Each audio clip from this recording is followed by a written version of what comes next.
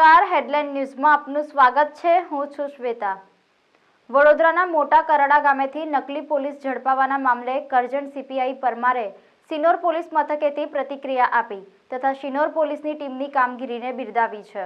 અમારા range IGP Shri Sandipsinh સાહેબ તેમજ એસપી શ્રી રોહન આનંદ સાહેબ તેમજ ડીવાયએસપી શ્રી ચાવડા સાહેબ નાઓએ મિલકત સંબંધી ગુનાઓ અટકાવવા સારું સૂચના કરેલ હોય અને આ દરમિયાન અમારા સિનોર પોલીસને બાતમી મળેલી કે અહીંયા મોટા કરાડા ગામે એક ઇકો ગાડી નંબર GJ06 PM 2183માં 3 વ્યક્તિઓ દારૂની રેડ કરવા માટે આવેલ છે, જેથી સિનોર પોલીસે અહીંયા સિનોર PSI અલ્પેશ મહિડા સાહેબને જાણ કરેલી અને સ્ટાફે ચર્ચા કરેલું કે ભાઈ સિનોર પોલીસમાં કોઈ કર્મચારી પાસે ઇકો ગાડી રાખતા નથી, તો આ રેડ કરવા માટે કોણ આવેલ છે આપણે વેરીફાઈ કરવું જોઈએ।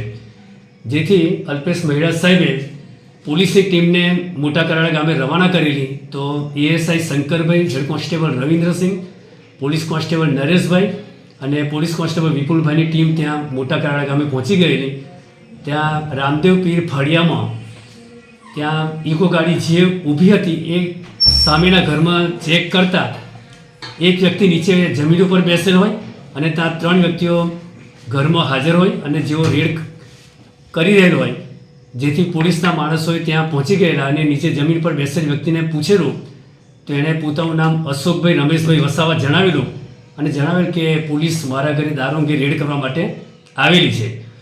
જેથી જે રેડ કરવા માટે આવેલ વ્યક્તિઓને પોલીસે તેઓની પાસે ગુજરાત પોલીસનું આઈ કાર્ડ માગેલું, તો જેથી તેઓએ પોતે પોલીસ નહીં હોવાનું જણાવેલું અને જણાવેલ કે અમે અહીંયા પોઈચા સ્વામિનારાયણ ભગવાનના મંદિરે દર્શન કરવા માટે આવેલા અને અમારી પાસે પૈસા ખલાસ થઈ જતા અહીંયા મોટા કરાડા ગામે અમે આ દારૂ અંગેની રેડ કરવાનો પોલીસનો સ્વાંગ રચી દારૂ અંગે રેડ કરેલી છે પૈસા પડાવવા માટે, એવી એમને કબૂલાત કરેલી।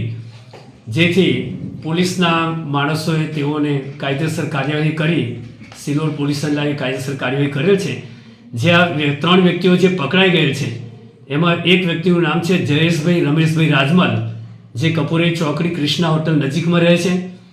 બીજાનું નામ છે વિક્રમભાઈ લક્ષ્મણભાઈ વસાવા, જે સોમા તળાવ 4 રસ્તા ગેસ ગોડાઉન નજીકમાં રહે છે। અને ત્રીજી વ્યક્તિનું નામ છે નિલેશભાઈ પ્રકાશરાવ દેવરે, જે કપૂરે ગામમાં રહે છે। આ 3 વ્યક્તિઓ ગુનાહિત ઇતિહાસ પણ ધરાવે છે, જે પૈકી આ જયેશભાઈ રમેશભાઈ રાજમલ છે એ પોતે અગાઉ તડીપાર થયેલો છે। બીજા 2 વ્યક્તિઓ પણ દારૂ પીધેલાના કેસોમાં અગાઉ પકડાયેલા છે અને તેઓના વિરુદ્ધમાં કાયદેસર કાર્યવાહી કરી નામદાર કોર્ટમાં તેઓને રજૂ કરવામાં આવેલ છે।